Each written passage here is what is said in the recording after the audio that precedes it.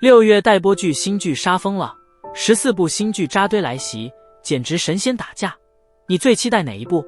第一部莫离，白鹿，程磊主演的古装爱情剧，6月9日腾讯视频播出，改编自盛世嫡妃。白鹿饰演的叶离被太后赐婚给了身患腿疾的定王莫修瑶，可所有人都不知道，这位看似颓废的王爷其实一直在韬光养晦，一个整顿内务暗查旧案，一个隐忍多年洗刷家族冤屈，两人从互相试探到并肩破局，再到联手平天下，这不是普通古偶，而是强强联手的权谋爱情，又爽又带感。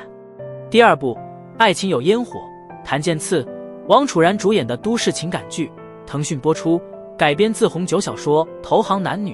一个是投资失败从贵公子跌落谷底的李亦菲，一个是失恋又失业为了还房贷被迫招租的沪漂女孩钱飞。本来毫无交集的两个人，因为合租被迫绑定，从互相嫌弃到逐渐心动，嘴硬心软的极限拉扯，直接把暧昧感拉满。这种欢喜冤家设定真的太容易上头了。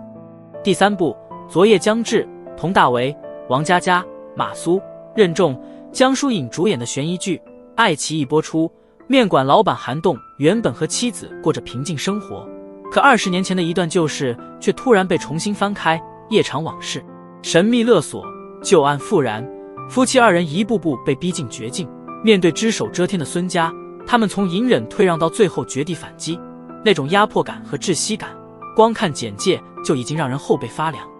第四部非正式浪漫，蔡文静、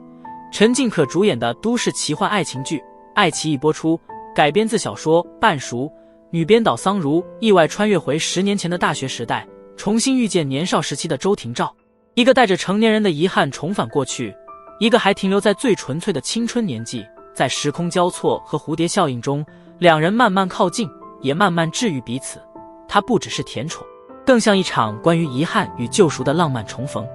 第五部云秀行，李一桐、曾舜晞、邓为主演的古装爱情剧，爱奇艺播出。名门落魄小姐范云遇上白切黑城主齐征，两人一边互相试探，一边携手破局，不只有感情线，还有权谋线和成长线。范云辅佐齐征破除陈规，平定9城危机，爱情、事业、权谋全都在线，再加上这颜值阵容，妥妥的视觉盛宴。